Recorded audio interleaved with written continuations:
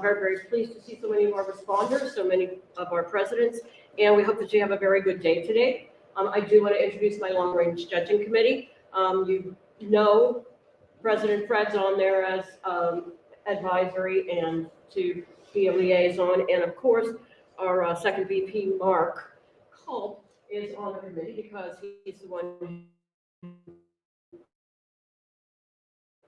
administrates the adjudication program, so we have him on there. But I also have some folks who help me to make decisions. There's Deanne Brittle. Victoria, are you here? There she is. Hi, honey. Yeah. So am I.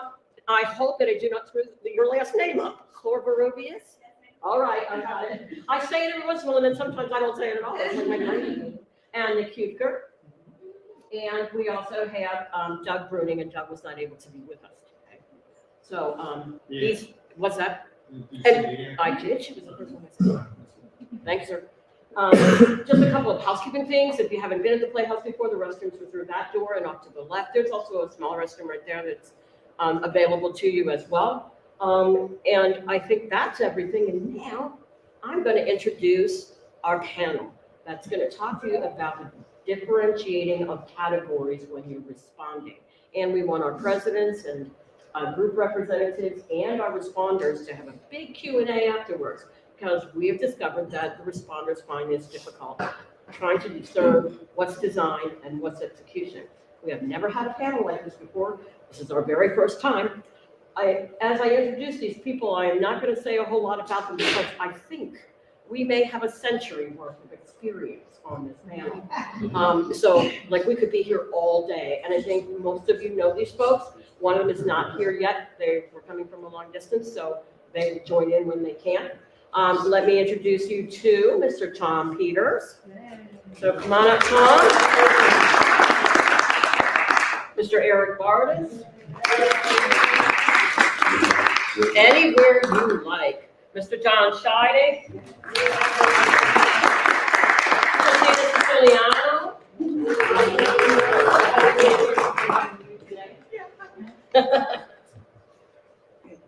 Greg Schaefer.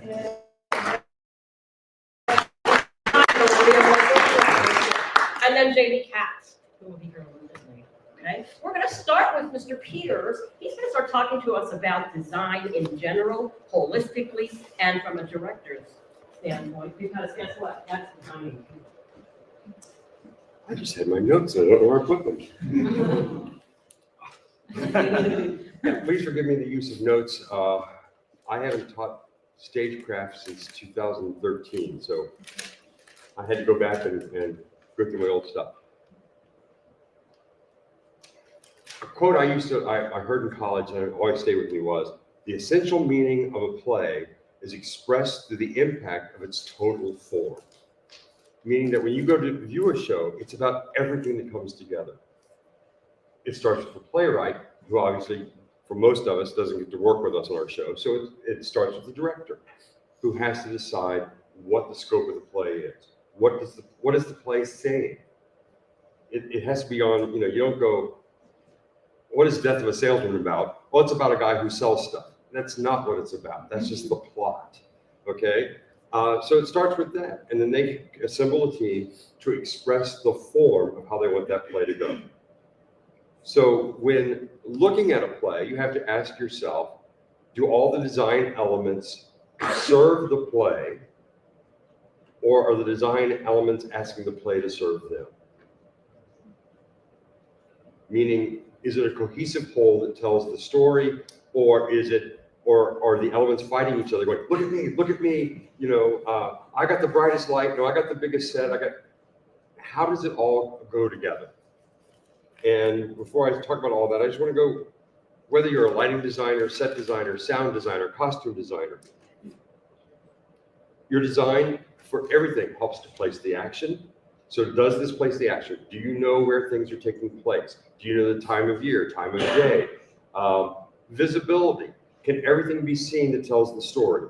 If you've got some sort of key moment, you're doing Crimes of the Heart where the girl has to stick her head in the oven, but only half the audience can see the oven, that's a visibility problem. Mood. does the set define the mood? You know, this is a beautiful set behind me, but I wouldn't want to use it for Arsenic and Old Lace because the mood is different.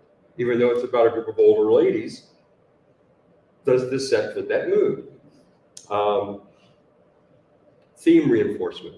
The director needs to express to their design team, here's the theme of the show, so that they all work together in tandem, not just as a group of people going, well, I'm going to design a set, I'm going to design the lights, I'm going to design sound, I'm going to design costume, and I've got this beautiful red dress, and then the lighting designer puts a blue light on it, and that red dress turns black. You know what I'm saying? So you have to work together to do that. Sorry for rambling, I've not taught for a while. And staging the story. Do all the design elements help to stage the story? Does the set work? If you're doing a play that has multiple locations, does the lighting move along so that you can walk from one scene to the next in no time at all? Did the designer take into consideration flow? Meaning, if you're doing this play and it's got a build, and all of a sudden, it's got a dramatic build, and all of a sudden you're doing a set change that takes 10 minutes in the dark with music playing, you've lost that build. So those are the kind of things you want to look for. Because I don't want to talk too much about the specific design elements, because I have people up here who are doing that who know better than me. But look for those kind of things when you're determining, was this design good? Did it accomplish what the director wanted, or is it just a mismatch of different things? Is there a uniformity about the whole thrust of all of the tech at the same time? To differentiate now between design and execution. And I'm just going to use this because it's here, great visual aid, great design. Now, if I open that door and slam it and the window shakes, is that a design flaw or an execution flaw? Execution. It's an execution flaw because whoever built the set did not execute it so that it accomplishes what the designer designed. So do not fault the designer if the wall shakes. Same way, do not fault the lighting designer if someone's supposed to step out into a spotlight and they step out in the dark and then 2 seconds later the light comes on. That's an execution flaw, not a design flaw. And a lot of times I've read reviews where people confuse execution for design. But there are two functions. So just be aware of those kind of things. And again, going back to the whole design element, you don't want any element to steal the show. You know, I forget what musical it was, 40 years ago I saw, and someone said, well, I walked out humming the set. So you've got to make sure that everything is in a balance, that everything works together, that it's in harmony, not dissonance, that you have design elements that are fighting each other. You know, I just saw Our Town on Broadway, and I loved it. But the whole point of the play is they go, you know, we don't need sets. It's Adrian talks about not having a set. And yet they had this massive wall with windows like the old Laugh-In TV show where people would poke their heads out and talk. And I went, that was interesting, but they built a set. Those are the kind of things you should be looking for. Like I said, I'm just here to introduce the ideas. I'm sure each of these people will talk then about their own specific field. Do you have any questions or anything that was confusing that you'd like to ask before we move on? I'm trying to keep it short. I was a theater teacher for 40 years. She said 5 to 10 minutes. Well, 5 to 10 minutes. I can't even take roll in 5 to 10 minutes. Yeah, so I'm trying to be quick and brief here. So we're going to Q&A you guys to death. Okay. There you go. Mr. John, you want to talk about music? Yeah. Direction of music and execution of music. Yeah, so music direction and music/vocal performance. I want to start off by saying, like, I have no formal training in direction, very little formal training in performance, certainly no formal training in evaluating those things. I'm pointing that out for two reasons. One is like, take everything I say with a grain of salt, of course. Two is that's like, this is community theater. That's descriptive of everybody that's doing this work pretty much. It's people who are passionate about something and do it, you know, for fun, for support of their community, for the creative outlet, and not as a job. And so the level of training and the level of involvement, it can vary wildly. And what you see in the relationship between, this is very true in music, it's really true in some other areas too, but what relationship existed between the direction and the performance will vary a lot depending on the sort of the group and how they generally approach that stuff and the individual people involved. And so as adjudicators, part of your job is to try to figure out, you saw someone come up here and deliver a musical performance. How much of what you saw is attributable to that person's talent and approach to the role, and how much is attributable to what the director did with them? That's not easy to answer. So before I get into specifics, I'm gonna just give some kind of general thoughts I had about how you might go about evaluating that. So if you want to figure out what kind of role did the music director play in the performance you saw, a couple things to think about. Was the vocal direction and the orchestral direction done by the same person? That can tell you that that can help set your expectations for how much of the like integration of the music into the whole performance was designed versus just kind of happening. How ensemble heavy is the show? If it's a large ensemble and the stuff they sing is very complex, it's a safe bet that the music director spent a lot of time on that and less time with the principals. And so what you see from the principals is more attributable to them than the music director, potentially. How well known is the show and how popular is it?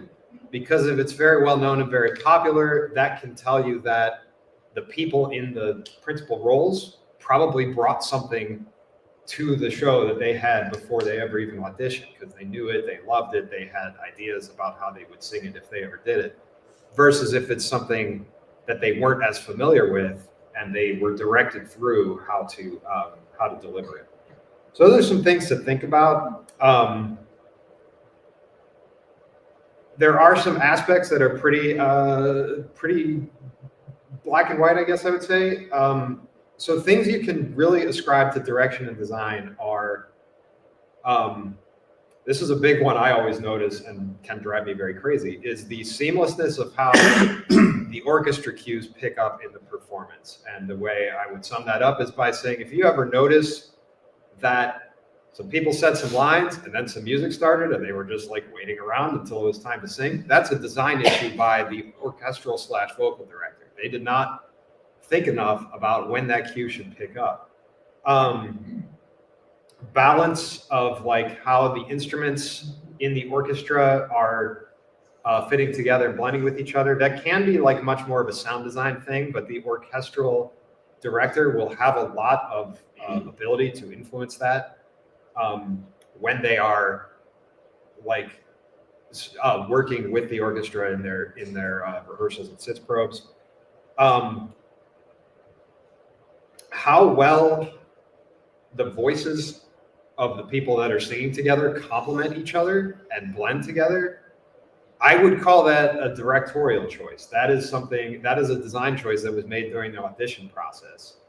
The music director listened to these people sing and did an evaluation, not just of their own voices as themselves, but hopefully how they worked together. And the evaluation of their own voices as themselves too. How well do the voices of the performers fit with the music? Is their style right? Is it a rock voice singing opera? Is the music in a range that works for them? Those are design choices primarily. You get the voices you get, and you decide how to use them. So really be cognizant of that, especially range. If you hear somebody trying to sing something that's too high for them, I would not call that primarily a performance execution issue. That was a choice that the director made that was probably not great. Things that are performance, like pretty unequivocally, like how good is the performer's voice? Are they a good singer or not? Like the music director chose to put them in that role, but they're the ones who brought the instrument, and if it's a really good instrument, that's on them. Do they stay with the orchestra? Is the timing good? Do vamps exit at the right time? Those are orchestra and vocal performance execution questions. Are they true to their notes? Do they sing the right notes and the right words? Of course, if you sing the wrong words, that's an execution problem. That's a mistake you made in the moment. And then some things that really kind of like sit in a gray area. Tempos and vamps and like how they play. Are the tempos good? Are the like ways that vamps exit timed well? Those can be just like, you know, choices that are made in the moment or like mistakes that are made in the moment, but that's also something that a good orchestra vocal director think about during the process of standing up the show. If you hear vocal exhaustion, if you hear a person singing something that they're tired, like I think you probably all know what that sounds like when someone's singing tired. That's partly on the performer, but there's also a component of the vocal director kind of like teaching them how to navigate that and helping guide them to sing, to coach them to sing in a way that will not wear them out. So there's a vocal coaching aspect to vocal direction, especially in community theater. You know, a lot of people singing in community theater are not taking voice lessons, or they're not taking it like very intensely. And so as a vocal director, if you're prepared to coach people on their actual vocals, that reflects really well on you. How's the ensemble sound? Are the parts there? Are they singing confidently? Do they have places where they all gravitate towards the melody and there should be more there. If you're looking at the ensemble as a whole, that's probably not very much of a issue within the performers. That's the director having spent enough time with the ensemble to get them all confident on the parts that they're supposed to sing. And I guess I'll stop there. That's those are my initial thoughts. I'm sure we'll have more to talk about. People be thinking. They're doing a Q&A. Can you remember? I don't know if I'll remember my All question. right, go ahead, ask it, Rose. I'm just asking, John, you're talking about music director, vocal director, and director. So what's the difference? Well, okay, so that's a good A question. musical, so I don't know the difference really between the director himself, like the overall director and the music director. Yeah, well, so the music director, there's all right, so it varies a lot. Okay. You will see people named as music director. You will see people named as vocal director and as orchestral director. Right. Music director's role, I would say, generally is to fit the music into the performance and make sure that the performers understand the music, what role it plays in the show, why is the music there, how should it be delivered, what emotion should be conveyed in a musical way, and then do the people know the notes and words that they're supposed to sing. That's kind of like the very basic level of what the music director's job is, but the overlap between the music director and the director really varies a lot depending on the show. Sometimes this is generally like a group thing, like Footlighters does this a lot. Mason often does, other groups don't. Some will separate duties between vocal director working with the performers to get them to be able to sing what they're supposed to sing, an orchestral director working with the orchestra, assembling the players and just getting with them and figuring out their cuts and their timings and all that stuff. Sometimes that's the same person. Sometimes it's two different people, mostly depending on what group you're working with. Thank you. Thank you, Rose.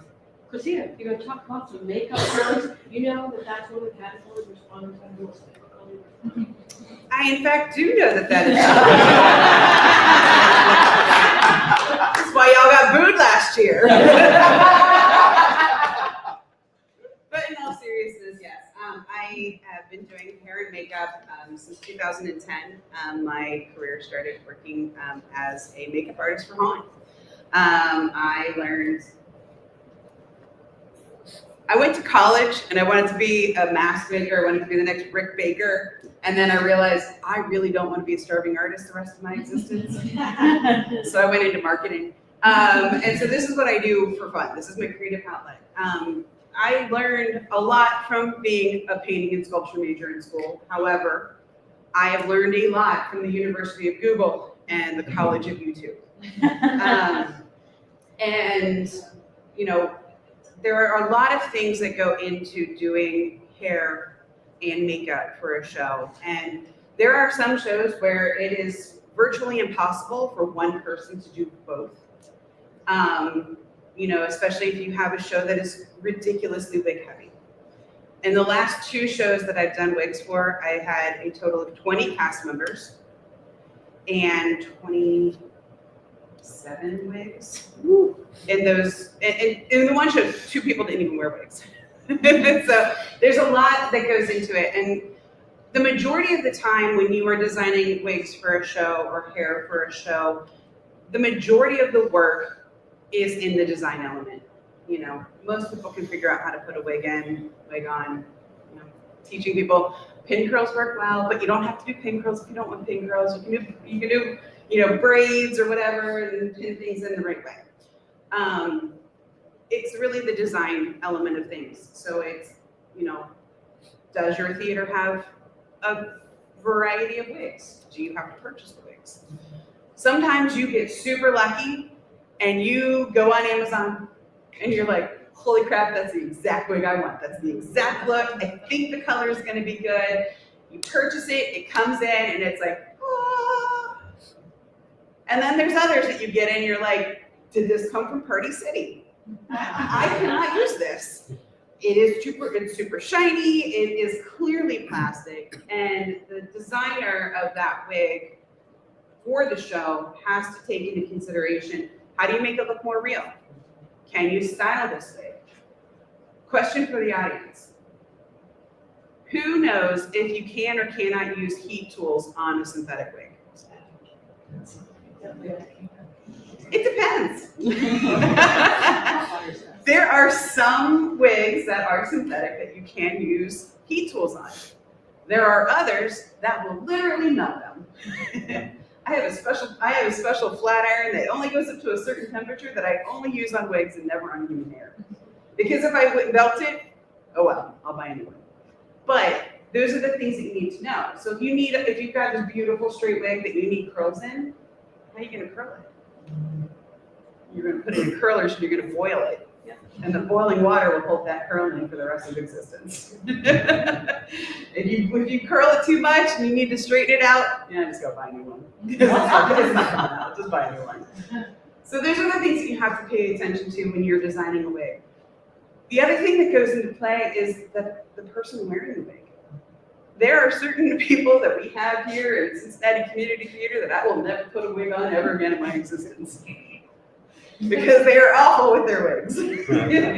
It's nothing for me to go back and provide all of the wig heads that are needed for a particular show, and you walk into the green room, and you walk into the area where they're changing, and your wig is lying in a pile on the floor. Especially when you've just spent 4 hours putting in the design into that wig. So the majority of what I do in terms of wigs comes way before the execution point. You know, I personally, for me, if a show is going on and it is a dance heavy show, which a lot of the shows I do are, those wigs get gross. They're disgusting. They are just teeming with bacteria. And shows, like from one week into the next, a lot of the time I will take those home. I will wash them. I will restyle them. Some of the wigs, if it's an updo, I actually have to sew the hair design into the wig so that they don't fall out and that person's not shedding bobby pins everywhere they walk. I have a poster that says I have 99 bobby pins and I can't find one. And it's true. You will lose bobby pins by the hundreds when you are doing wig shows. So that is the biggest thing. Another thing that I often see in adjudication forms is I wasn't sure who was wearing a wig or not. That to me is the biggest freaking compliment you can give me, because usually every person on that stage is wearing a wig. So those are things that you got to keep in mind. Like, look at the styles. Like, sometimes it's like, oh, it's super simple. It's just like it's got some wave in it. That wig probably didn't come with a wave in it. Sometimes I'm lucky enough and I can get those, and it's like, yes, my job is a little easier today. So the execution part of it is making sure that the bobby pins aren't falling out. They're not stabbing the person in the brain, which usually is a good sign when it goes into the brain, because it's not going to fall off that way. But you don't want them to have a migraine before Act 2. So those are kinds of the things that you know that go into play. Like, do you have the right type of bobby pin? You know, do you have a black wig but you only have white bobby pins? Like, little tiny things like that are all things that play into the execution element of putting on a wig and making sure that that wig is appropriate. The very first thing I do when I get a phone call, I got a call from Mark, said, hey, we're doing this one, can you do it? And I said, yes. The minute I got off the phone, I had a Pinterest board started and I had a wig wish list on Amazon for all wigs that I'm thinking this might work. Then once I get a better idea about it, the show is cast, I see the person. Do I need to get a larger wig because the person's head is big? Do they have a ton of hair that they have to hide under said wig? Other person. All of those things kind of start to play into which ones you actually purchase and being able to make sure that they work. So yeah, I will then take all of my ideas. I work closely with the director saying, okay, here's what I got. Here's what I'm thinking. What are you thinking? Do you like this color? Do you not like this color? I know it says she's a fiery redhead. Is this too red? Is this not red enough? Is it too red? You never know. So it's like always figuring out what the vision is between yourself, reading the script, seeing if there's any specific things, and then working with the director closely, working with the costumer closely. Now, makeup, on the other hand, is a completely different situation. If you are doing a show that just has straight stage makeup, you don't need a makeup artist to do that. Your cast can take care of that. Beauty makeup is beauty makeup. You need a little extra toner, a little extra bronzer on there to make sure that that person's not completely washed out in the stage lighting. When I do a show and they need blush, squint your eyes. If you can see their blush, they're good. If not, add more. That's the biggest trick. Step back, squint your eyes. It's going to put a filter on it. You'll know then you need more blush. Same with lipstick. Same kind of thing. The bigger issue is when you have shows that call for special effects makeup. Shows like Shrek, Young Frankenstein, Toxic Avenger, etc., etc. Even shows that don't have significant makeup, but you have things like blood capsules that need to explode or a stabbing that needs to happen. Yeah, you can go out and get some cheap blood, but is it going to stain your costume? Is your costumer going to hunt you down and find you and hurt you? Yes. Yeah. 100% they're going to hurt you. But when you know somebody that knows some things, you know that there are blood things out there that don't stain. When we did Jekyll and Hyde, we had to stab and cut, and we had blood flowing on stage. That got onto a white wedding dress every single night that I managed to get every single drop out of before I left the theater that night. You have the right products, it makes your life a lot easier. And those products aren't always cheap, which is where it can become a little bit dicey when you are doing a show that is makeup or blood heavy. For me, there are a lot of options out there. You can, for example, when CMT did Shrek, the prosthetics for Shrek were purchased. I would have liked to have had a lot more of those because those are foam latex. They can absorb your sweat. They can create bacteria. They are disgusting to put on a second, third, fourth, fifth, sixth, seventh, eighth time. So if you're doing a show like that, keep that in mind when you're budgeting. And then, for me, in shows like Young Frankenstein and Toxic Avenger, I have that background in sculpting and mold making and making my own prosthetics, so I do that myself. For a show like Young Frankenstein, I spend probably 100 hours between the sculpting and the molding and the running of prosthetics. For Toxic Avenger that's coming up in May, I'm estimating about 500 hours for me to sculpt the entire headpiece and then molding it in a way that is not going to, break the mold every single time. Because the last thing you want to do as a maker of masks. And then the application of that, so you've got some shows where you do all of the makeup up front. So show like Young Frankenstein, an hour for putting on a prosthetic and doing an entire makeup look. That's the execution of things. So that can take a little bit of time. But in reality, an hour is a lot different than the 100 hours I spent getting to that point of doing it. For a show like Toxic Avenger, that time to do the actual application of that makeup is 2.5 minutes. To make him go from human to mutant. And so that goes into the process of designing, is making sure that whatever I'm creating can be put on in that time frame. And that will include pre-painting or dyeing the prosthetic itself. The majority of the time when you are doing a special effects makeup goes into everything up to the execution. Execution is, I can have an entire zombie in under 2 minutes, including painting the entire body. That's not a big deal. But when you have a makeup like, you're putting on a prosthetic, is the person a sweater? How are you going to keep a prosthetic on? Do you have the right products? Do you have enough time? Do you have the right everything that goes into play? And so that is where, the execution of that's not a big deal.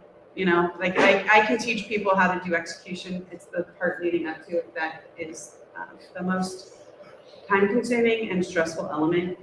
I've been sketching and resketching Toxic Avenger for the last month, and I'm not quite happy with the drawings that I'm going. So I think I'm just gonna pop in, just get the clay and start throwing it on my mannequin head.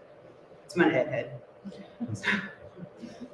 Yeah, so it's, any immediate questions? I think the other thing I want to offer is that if your group or if a group of groups wants to get together and do a makeup tutorial or a makeup workshop, I am more than happy to do that for any theater group, because frankly, I don't want to have to do all of the shows.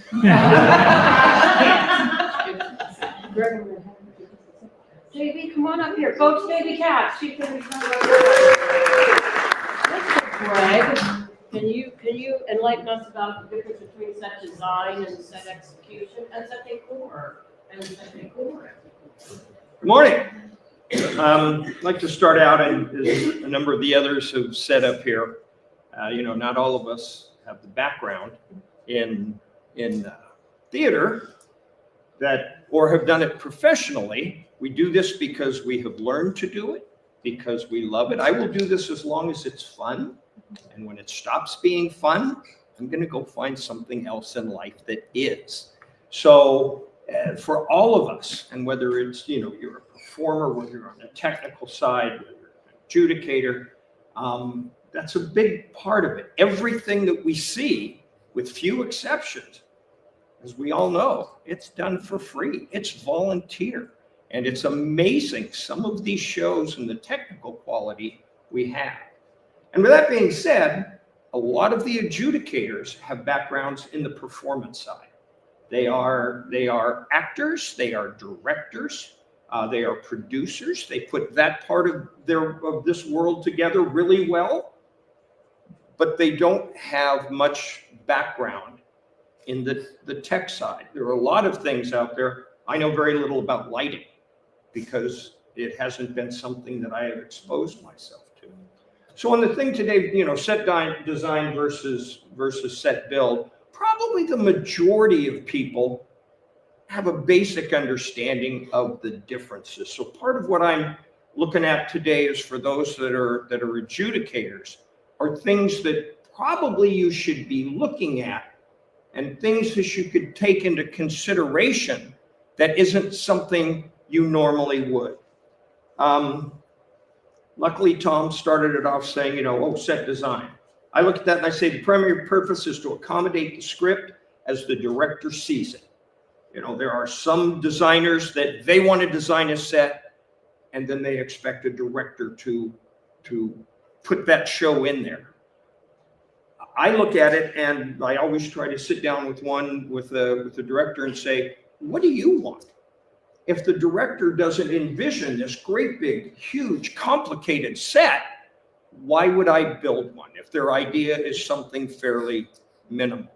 And there are a lot of shows that are like that. You've seen it twice, and one, oh my God, it was really bare. And then the other one was extremely detailed and complicated.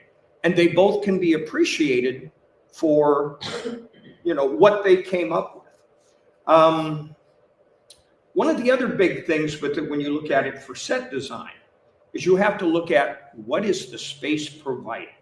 We're not all the Aronoff. We don't have 70-foot prosceniums and 40 feet tall. We can't fly in stuff. If you are CMT and working out of Jarson Kaplan, you have a lot more flexibility than you do if you're at, here's a plug, Village. 2-story sets don't work very well at Village. And so when you have somebody that designs it, and this is why I said if it's the designer and the director, it has to be what works in that space. Other things that you have to think about. When you get to the set construction, folks, can you drive fasteners into the floor? Can you drive fasteners into the walls? How much wing space do you have? There are some theaters that I look at and I go, this is incredible. All the wagons that move in and out. And you realize, well, when they get over here, they have to rotate them sideways so they're not in the line of sight for the audience. That's another big one, depending on what you are designing for. Majority of my designs and the majority of my builds are at TDW.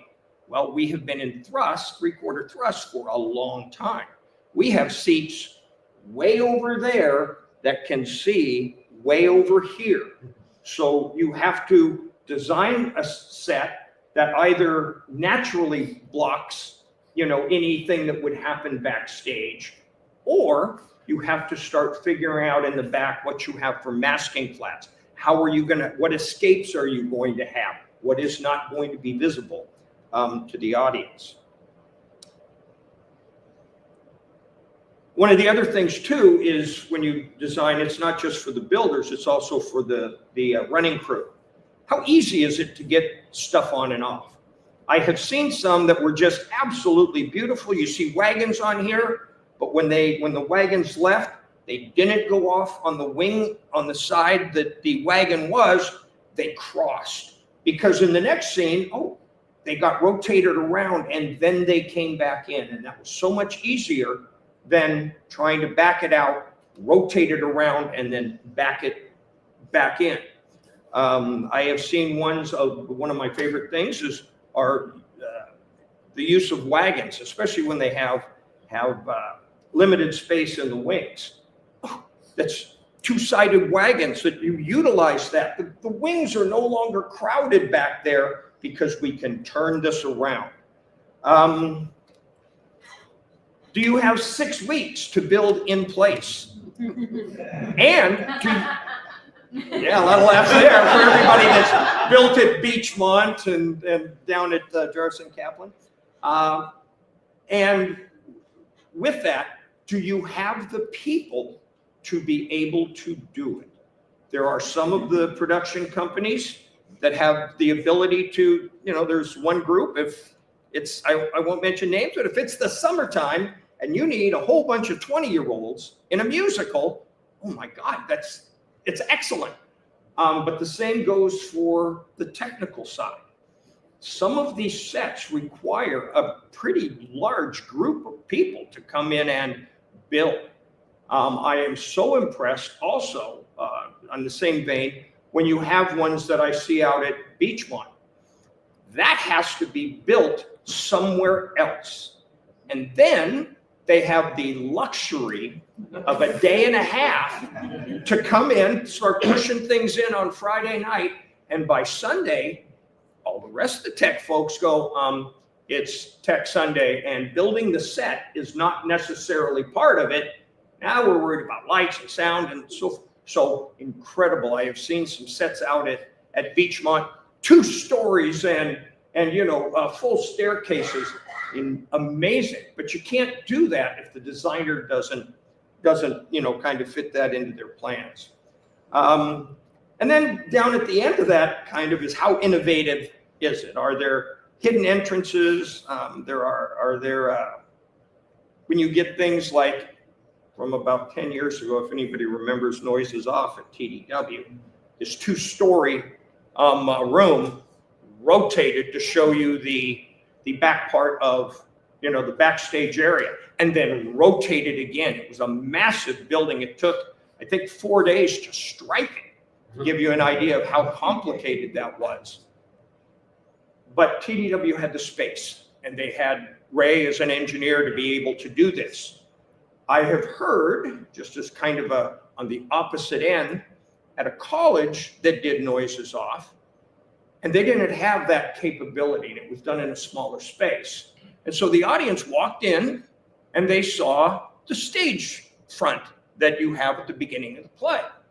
Intermission came, and they told them, ladies and gentlemen, would you, if you need to take your purses or anything else, would you take it with you? They walked out into the lobby, and when they walked back in, instead of rotating the set, they had chairs set up on the other side. So now the audience went in over here and saw the backside. And at the end of Act 2, they had a little brief intermission. Everybody pick up your stuff. And you look at that and you go, what an innovative and beautiful way to do that with the space you have. Otherwise, you really can't do the play. You can't do it justice. Okay, so that's really what we're looking for, the things to look for, like I said, the space that they have and what they have to deal with. Because most of our adjudicators are performers, and they walk into a set, to do this. And, on the Saturdays, people come in and magically there's a little more of the set this week. And so set build is the physical construction of what you see. And if you're lucky, you have a set designer that takes what you do into consideration. There are some you look at and you go, oh my God. For me, I'm lucky, just like we have with others up here. I was a commercial pilot for 25 years. I work for the FAA now. So of course I ended up, designing and building sets. That's a progression. But they fly very well. That's the ironic thing. I don't even have a fly system to work with. You would think I should. So, a lot of what we have, and I'm lucky to be at TDW. We have a lot of flats. We have a lot of material. We have our own building. We can drive into the floors. We can brace into the walls. There are a lot of advantages that we have. Of course, the downside to that, now that you've put on the construction hat, is, these things can be massive. I work 410s. My buddy Ken Smith and I, we come in on Fridays and work. And there's been shows where you go, if we didn't have 4 Fridays to come in and do this, I don't know we would get done. We have that flexibility that other performance spaces don't have. So when I look back through the last 6 or 7 sets of critiques, and this is and it has nothing to do with against anybody, but I'm going to tell you, this is the majority of what we see on the set construction side. The platforms didn't squeak. The stairs didn't squeak. The doors opened and closed and stayed shut. They'll comment on the seams, whether there were or not, and everyone looks safe. And that is probably 80% of the adjudications we get. And that's the really, you look at it from a set designer thing, go, well, I'm glad they noticed that, but one platform versus we had working that was this complex set of platforms and odd angles. And to have someone say, I noticed the fact that none of those squeak means a lot to the builders. Look at what was built and maybe not so much at what you think should have been built. One of the things for those of us that do set construction, and it depends on the group, we try to make it that we will do what the set designer wants. There are things that we have, and we've all put up sets that had, kind of crappy seams, and you'll go, can we put in some vertical trim here that will cover these? Designer might go, no. What do you want for, I've had ones that I have designed, and you go, I very definitely want to have trim. I want chair rail.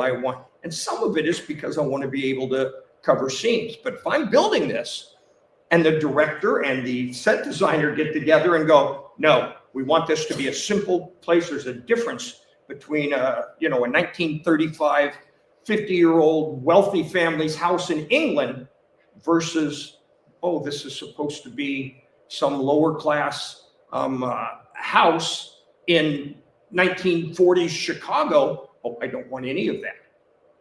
Okay, you can't blame the set construction if there aren't elements in the room, because quite often that is the set designer that does that.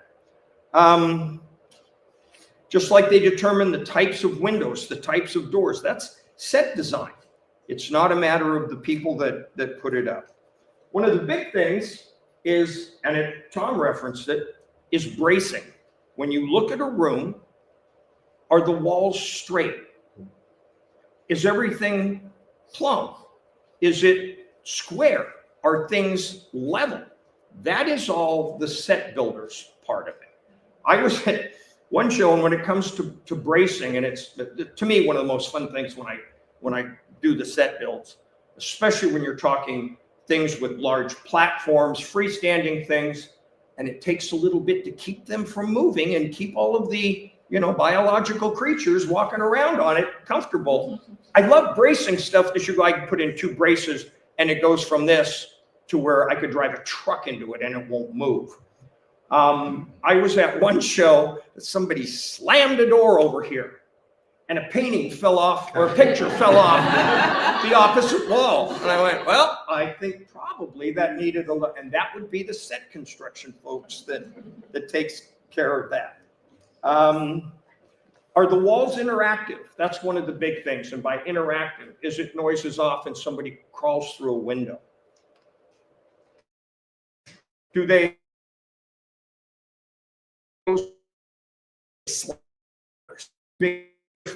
And there are some that you go, I know the space out at Milford when they had that, it used to be a firehouse. And not only could you not put anything in, you could not attach anything to the building.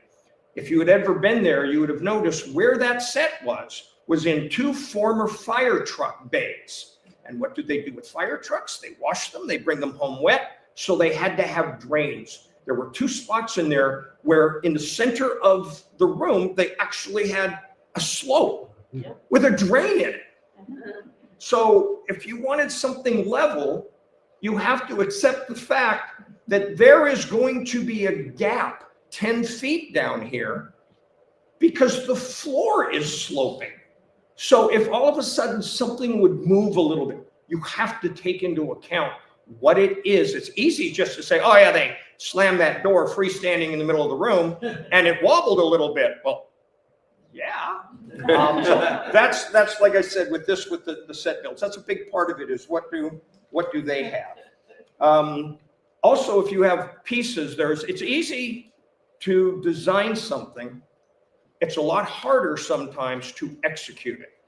The best example for me, if anybody saw a catered affair at TDW and or had to build it and or was one of the ones helping to put up 26 sheets of brick, it had 4 apartments, 2 on either side, and then we had the set with the family and so forth in the middle. But over on stage left, we had an 8-foot by 8-foot, 2-story structure that not only was that physical structure that people would be in, it had a cantilevered fire escape that 2 adults had to step out into. And we also had to fight speakers, and I had a 6'5" or a 6'6" actor that was going to walk out, and this had to be stable.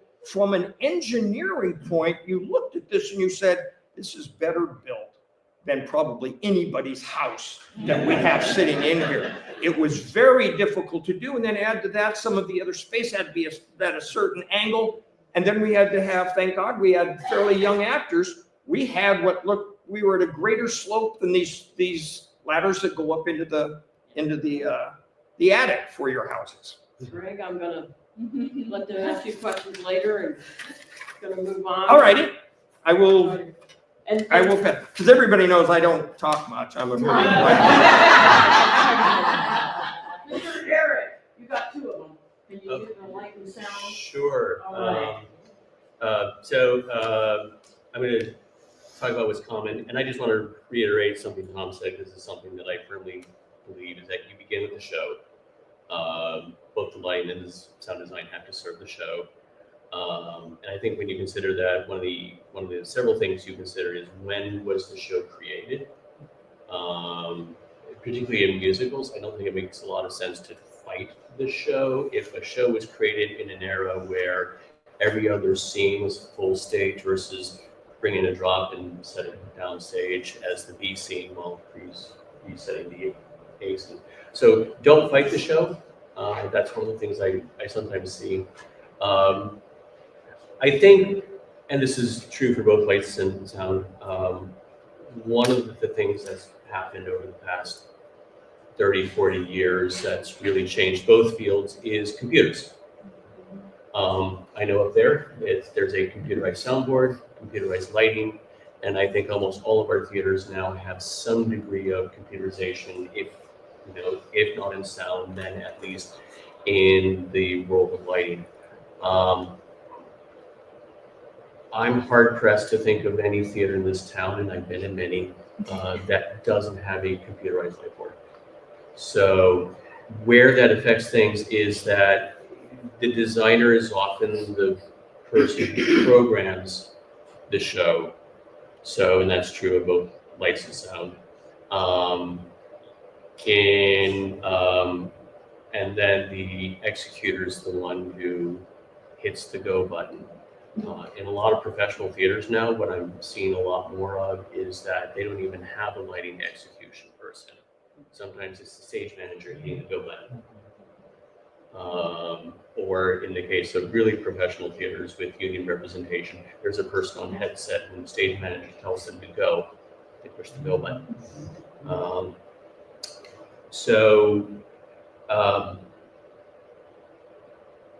Knowledge of whether or not, so if there's a accredited light execution person, then yeah, it makes sense. And they will often work with the stage manager if the stage manager is calling the show in a traditional way of hitting the go button. Some organizations, the lighting person will self-execute. Obviously, I don't know how you would know that short of having awareness of how organizations operate.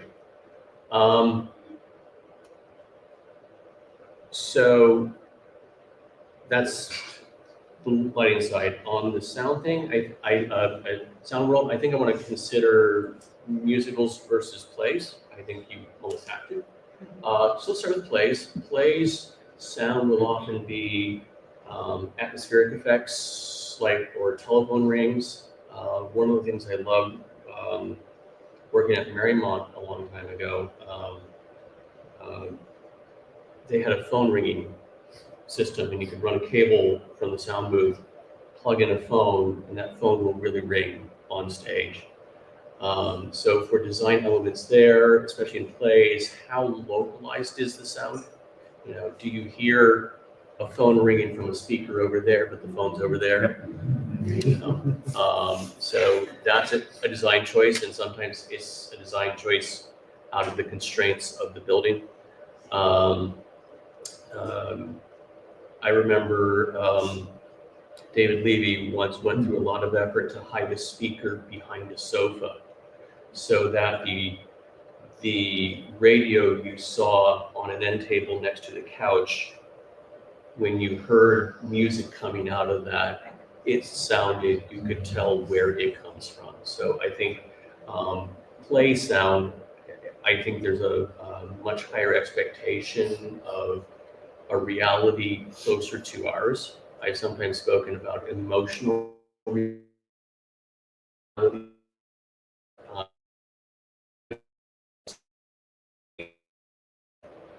Does the play expect realism? You're completely detached? I mean, I think about Chicago, where you have 6 beautiful women in stilettos talking about the men they murder. You know, I mean, that's realistic. It is in mine, but it's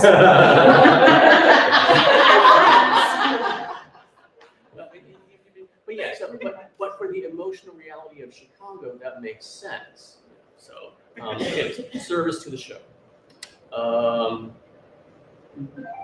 Musicals and sound almost always includes wireless microphones. And the sound designer probably was responsible for picking who gets microphone number 1, who gets microphone.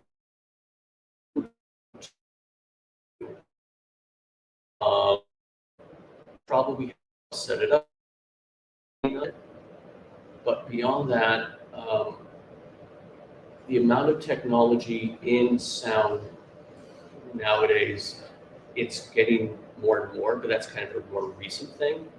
I know that the Charles Kaplan Theater, the Aronoff, has recently swapped out soundboards, and they've gone from having a soundboard with 32 faders in front of the operator, which is great for 1 per person. There's now 12. So that means the operator is going to have to be way more creative about how do you assign microphones, how do you operate them.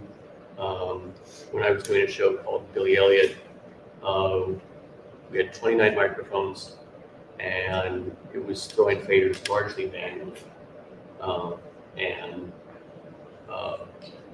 worked very well. So future shows now are going to have to make a lot more programming opportunities to use computer memories in the soundboard to recall who's on in what scene and so forth. I feel like I just hit the ramble point. So yeah, I do feel like in sound execution, especially with musicals, there's a lot of emphasis on the operator. There's certainly, in the moment, if you have an actor who on any one performance had a double espresso before they came, they're going to produce more. Or maybe they're getting tired, as John said, you know, you've been rehearsing all week. I remember once I was doing a production of Beauty and the Beast, and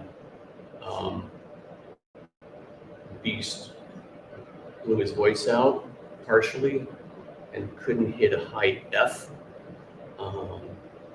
And so there were a couple of performances where he had enough to pre-record it once. And so the end of Act 2 song seamlessly slipped in a recording of it, and the live orchestra followed that. So, you know, how would you know that? Probably wouldn't. That's one of the fun, that's one of the fun challenges of musical theater is that often all the sound sources come from speakers. You don't necessarily have the ability to localize where the performer is coming from. I know that's often one of the tricks used in a show like Beauty and the Beast. Often the beast that fights Gaston at the end is almost never the actor who plays the beast. It's someone dressed as the beast with excellent makeup. But because you can't tell where sounds are coming from, the beast actor is off stage delivering the lines while another actor is acting those lines, and Gaston is fighting with the other actor. So Same way they did the witch in Into the Woods, the transformation, on stage witch and Bernadette Peters was in the wings.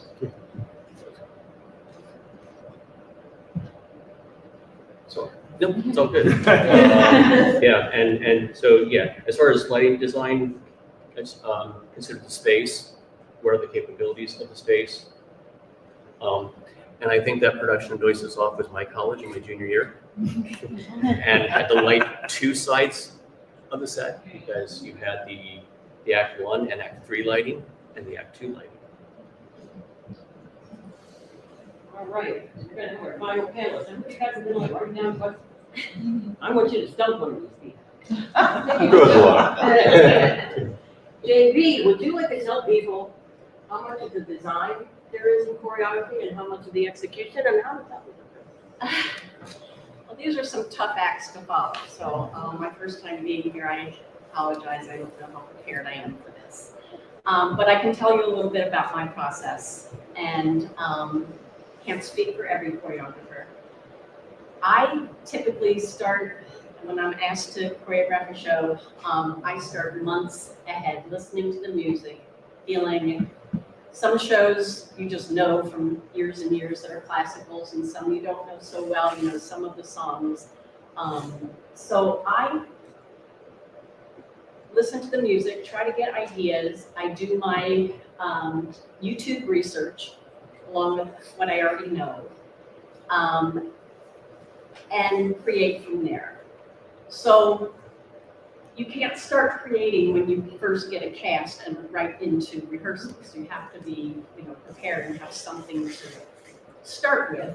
Although when you do that and you get who you get, you can't always teach these people what's in your head and what you know. But so that's where I think the execution comes off of the design. If you've already designed something, you have to execute it differently. When we get into rehearsal, we video the rehearsals for these folks so they can go home, watch it, study it, because many times, I mean, you have people zigging when others are zagging, and it can be very frustrating for both the actors and the choreographer.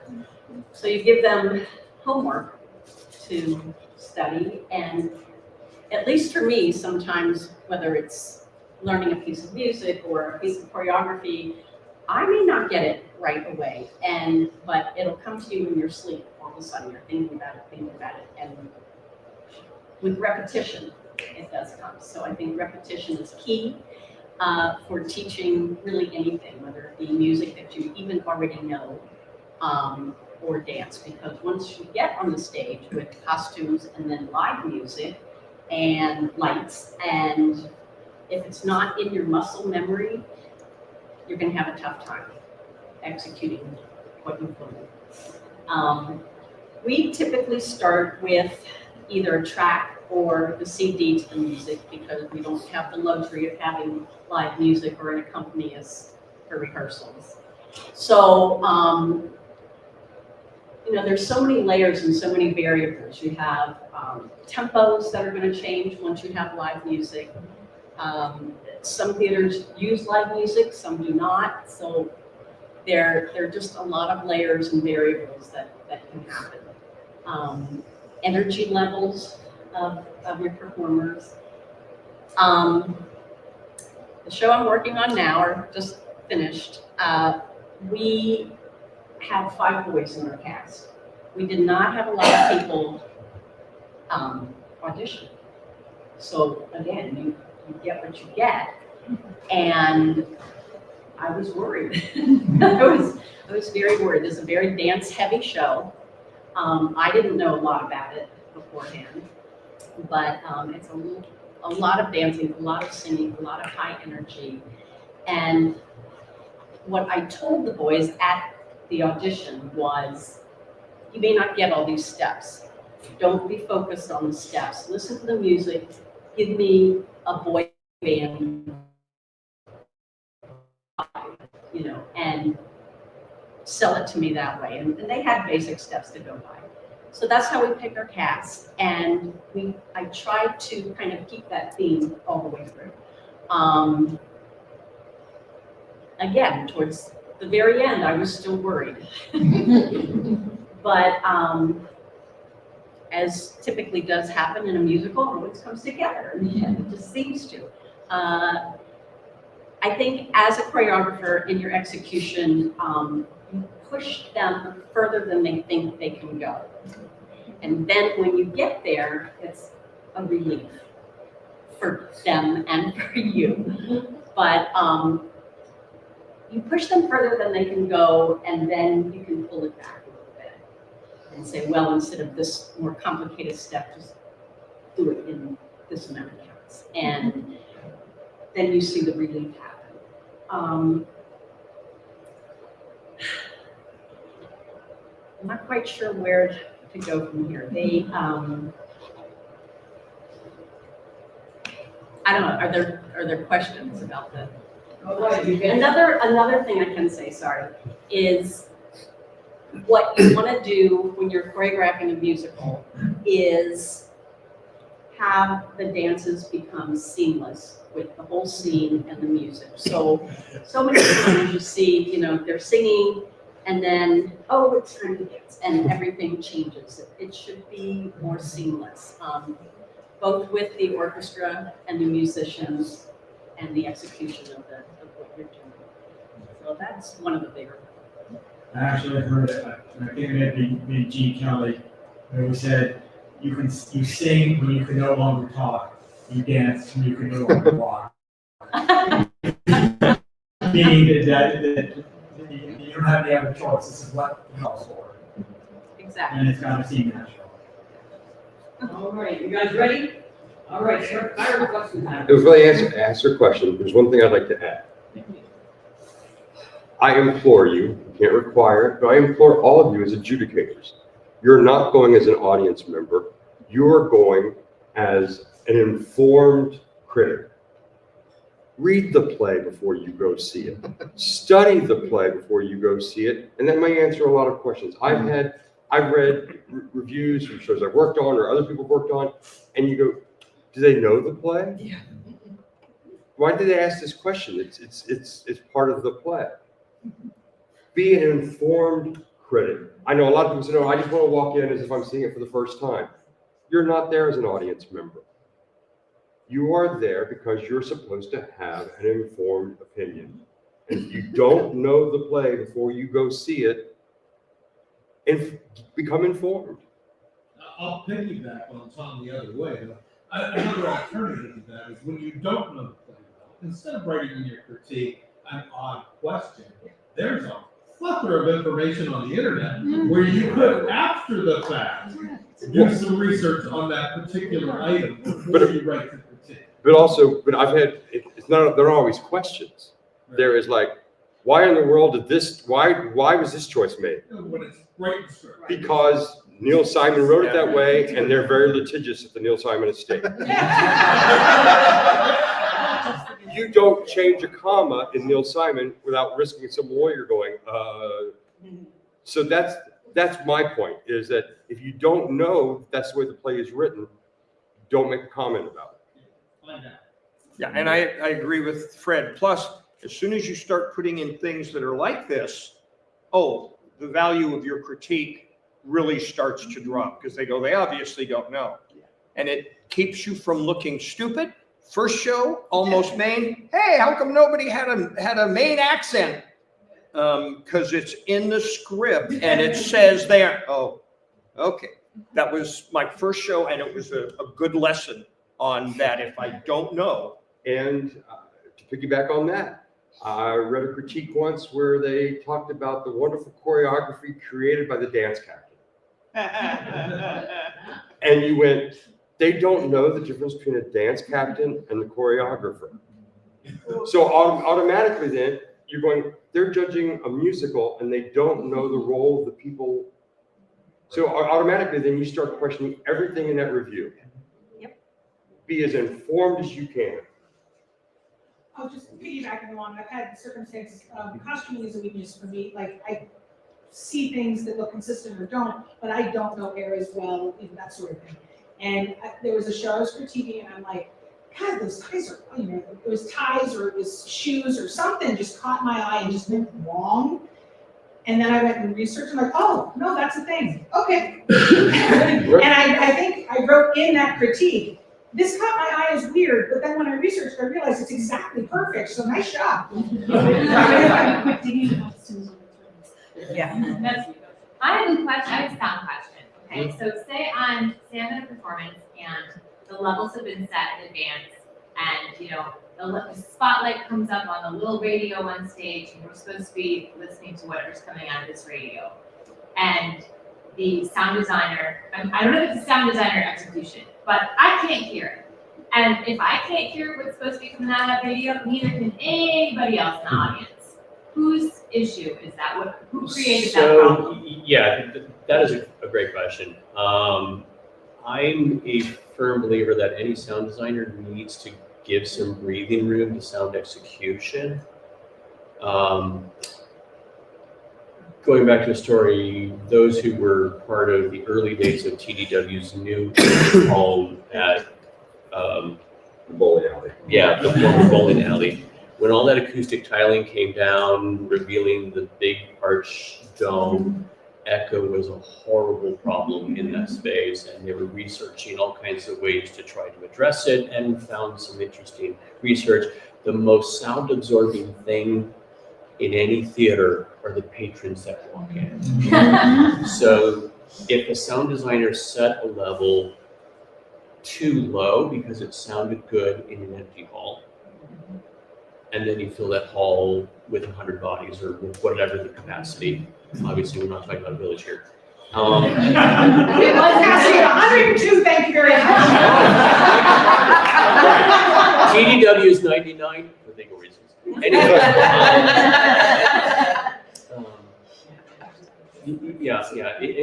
so to set a level based upon an empty room, and then you fill the room with people who absorb sound, and that doesn't work. It's a great question. I would hope that the sound designer trusts the sound execution enough to say, okay, bump it a notch. And to piggyback on what he just said, your sound execution person has to be aware of the weather. If it's a warm night, people wear less clothes. If it's a cold night, they bring heavy coats. So, like he said, the most absorbent thing in the room is the audience. So if everybody's got heavy coats and everything's lying around, they're dressed warmly, then you have to bump up the sound because more sound is being absorbed. As the actor in that position, did you actually go out into the house and listen to it, or is it just? I was an audience member. You're an audience There member. comes the spotlight on this radio on stage, and You couldn't hear I it. have no clue what's happening. Okay, then that's. Yeah, so I'm picking sides. I'm going to blame sound execution. That's what I was going to say. Well, and I often do both. So usually if I'm designing a show, I often do musicals. So if I'm designing sound for musicals, I'm executing it and will absolutely wear whichever hat I want in the moment. Yeah. So I had a thought. Escaped me. Yeah. Thank you. And correct me if I'm wrong, for those of us that adjudicate, you might hear an entirely different show that on opening night than you will hear 10 performances later, because this is what they see. Oh, that first night they say, I can't hear them. Bring them up. I can't do this. and they modify it. I go to a lot of first shows, and then if I'm helping with strike, if it's 10 days later, it can be an entirely different show that I see in not just sound, but pacing and performance and so forth. So keep that in mind with where you accept. Where the And show also goes. with that, your sound execution person is almost like a musician. They have to listen to everything else and make sure they're in tune. They're playing along as well as the actors. If you just have a template and you go, oh, this sound cue is at level 10,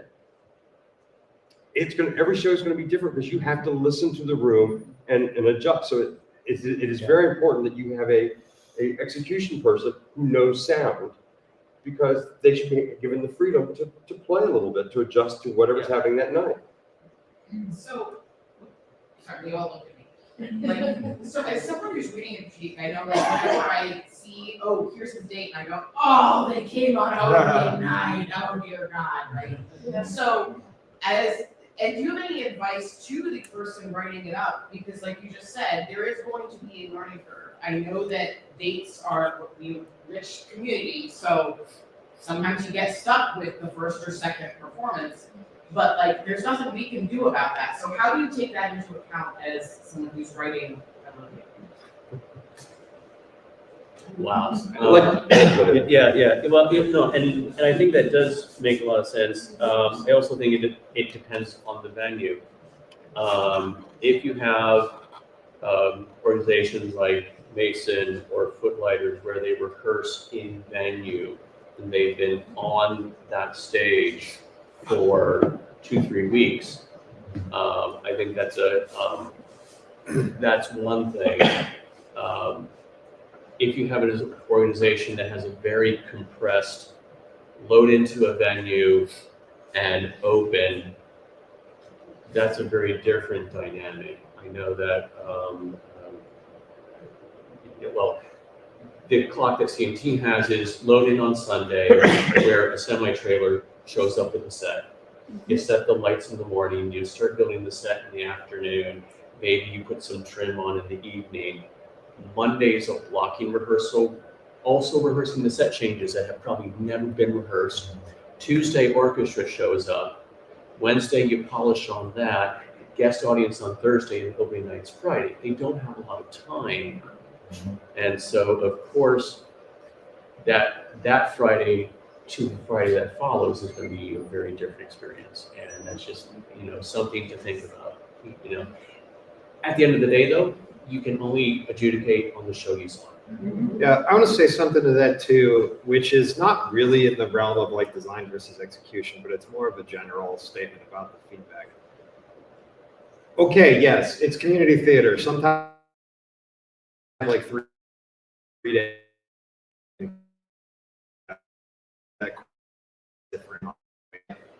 Of course, we strive for consistency. We want every show to be the same.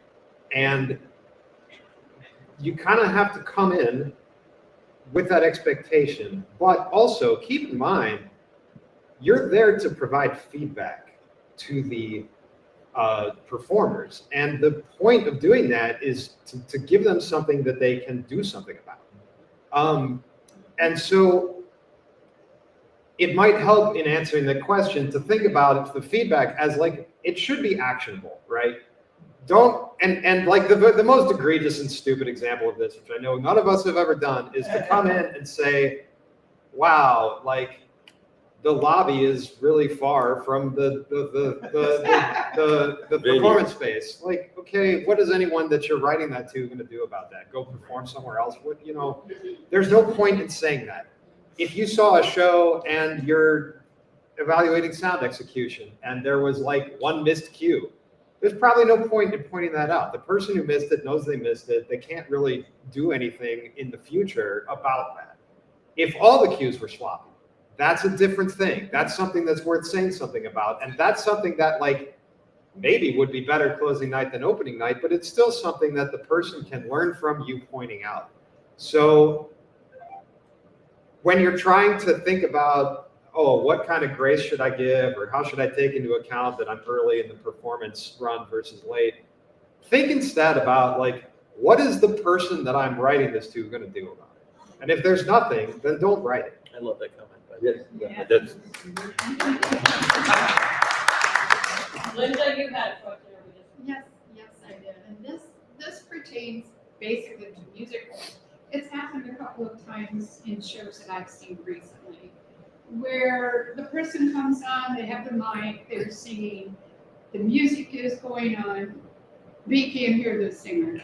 And you know that mics can only go so far before you get the feedback on them. At that point in time, does it become then the orchestral person who has to control that volume of the musicians that are there? Where do you set it? Because, you don't know if that mic is as far as it'll go, which you kind of think it is. Yeah.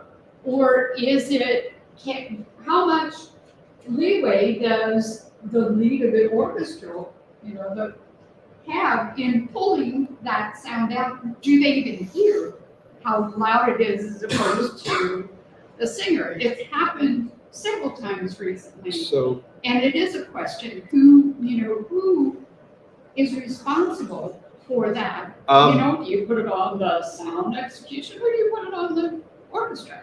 yeah, so that will depend very largely on the space. Also, the positioning of the orchestra Yeah. is also a big. So, is the orchestra mic or not?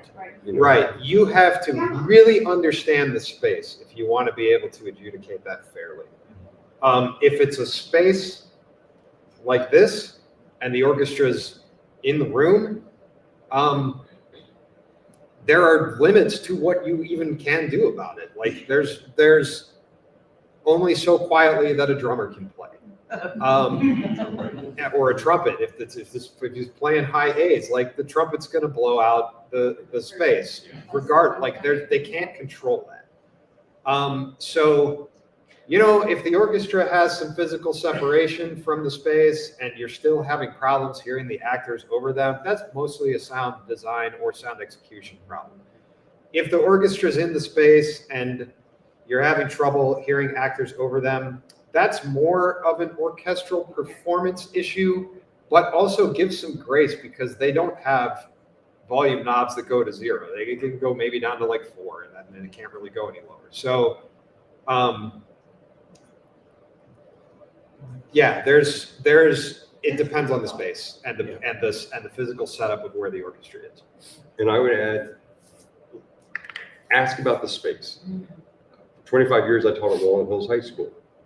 Somebody had the bright idea of moving our soundboard because they thought it looked unseemly from the back of the auditorium up to the balcony. And our sound went to hell because the kids up there, they're mixing and it sounds great because the voices went straight up the ceiling, right to them. And so they mixed everything so it sounded perfect up there. And then meanwhile, downstairs, they can't hear the singers.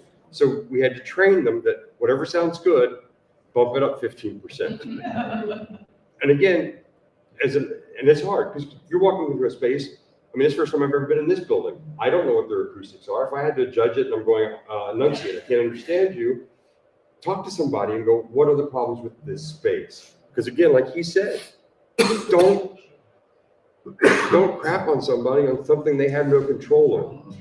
If you can't control the physical space, be a little accommodated. Yeah, because I've been in situations where it's like, most of the time, I don't bother miking orchestras because you can hear them just direct out of the pit. Handful of times, I was doing a production of Addams Family at the Carnegie. The orchestra was put under the stage in a room. So fully mic'd it, had full control over all of the instruments, and so they could play out.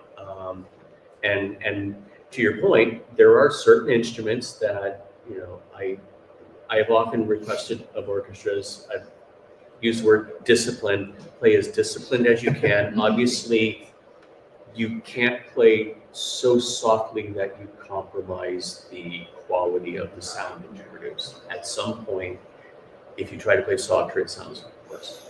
And to piggyback off that, like you're talking about the era things are written in. Yeah. The classic shows were almost always arranged by Robert Russell Bennett, who knew how to orchestrate for singers. So you'd have strings or maybe low woodwinds when the person was singing, and then in the fills or in the dance music, the brass would come in.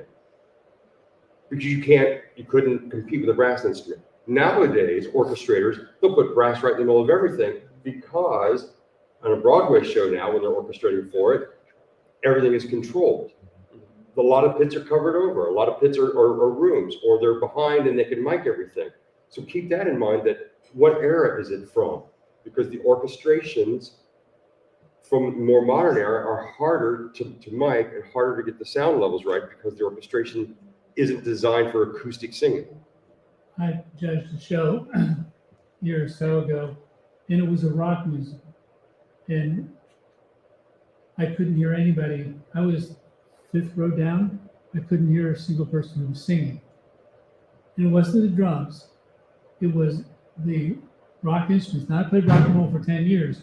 I know that those knobs can go down. They don't always have to From be 11 to 10. Yeah. And what made it worse is the director was playing bass, that he was out, on stage at the corner playing bass. And I'm going, can't you hear that the singers can't be heard? So I agree with what you're saying, but there's a point when, oh yeah, the problem is they're not turning down the volume. Yeah, Especially in rock and roll. I think you can kind of get some insight into that by listening. You mentioned if you push a mic too hard, it'll start to feedback. You can hear if it's like on the edge of that. And if it is, that probably means they're doing everything about it that they can do. They've pulled back the orchestra as much as they can. They juice the mics as much as they can. They can't do any more. And that becomes just a function of the space they're in and the arrangement that they have. And you kind of got to think again about what else do I think they could have done differently to make this sound better? If I don't think there is anything, then there's not really much point in saying anything.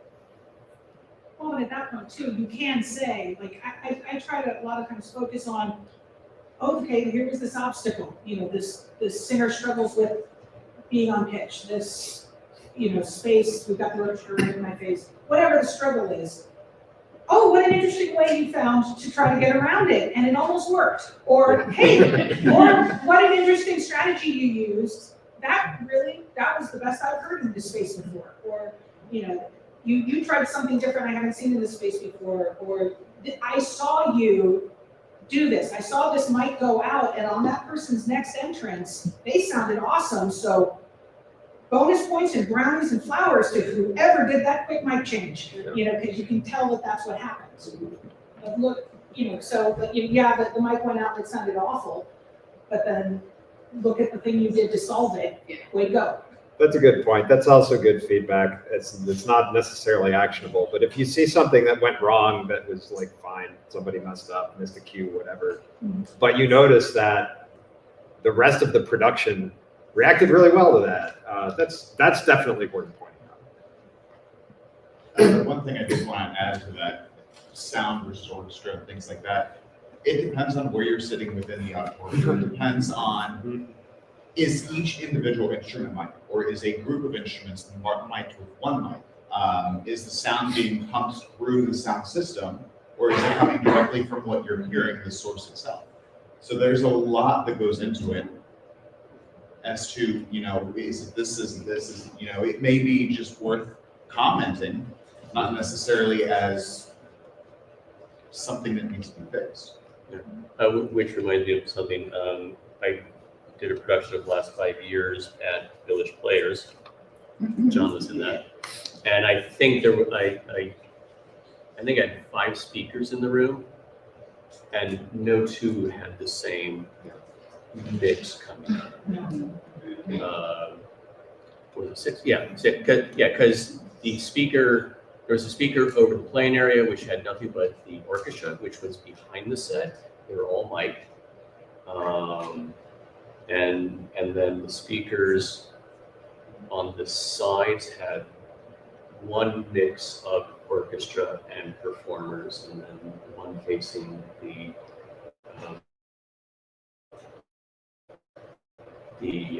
audience, I guess at the middle of the 3/4 thrust that Village has.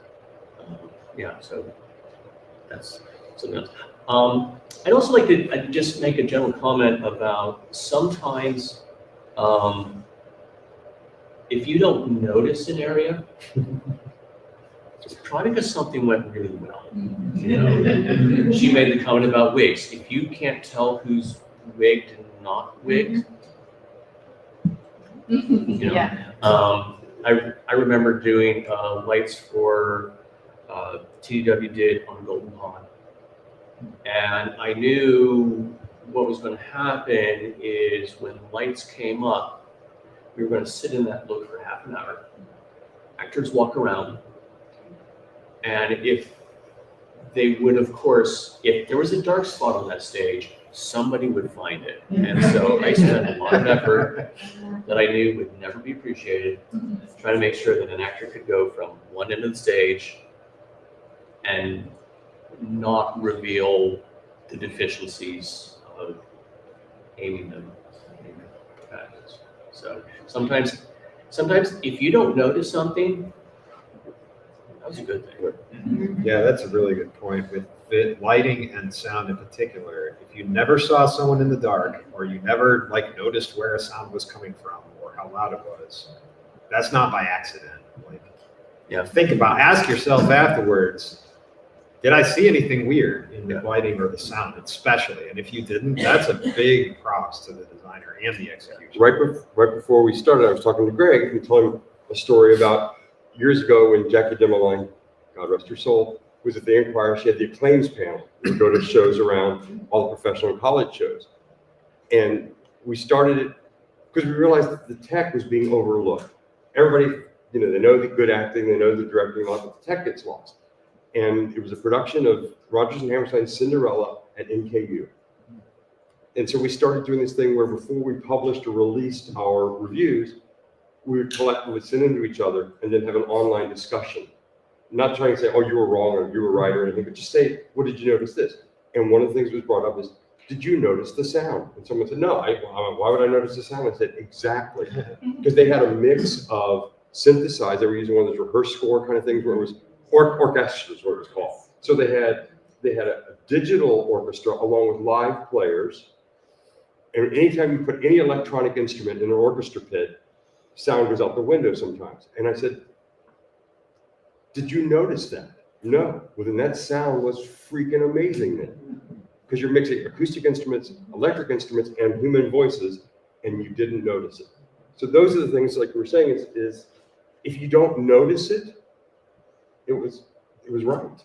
And just Dan's he has had his hand up for. Yeah, if I can go back to the earlier discussion that Tom started about researching the play, I think it's very important that if you understand the intent of the playwright, it'll make a big difference in how you view that play.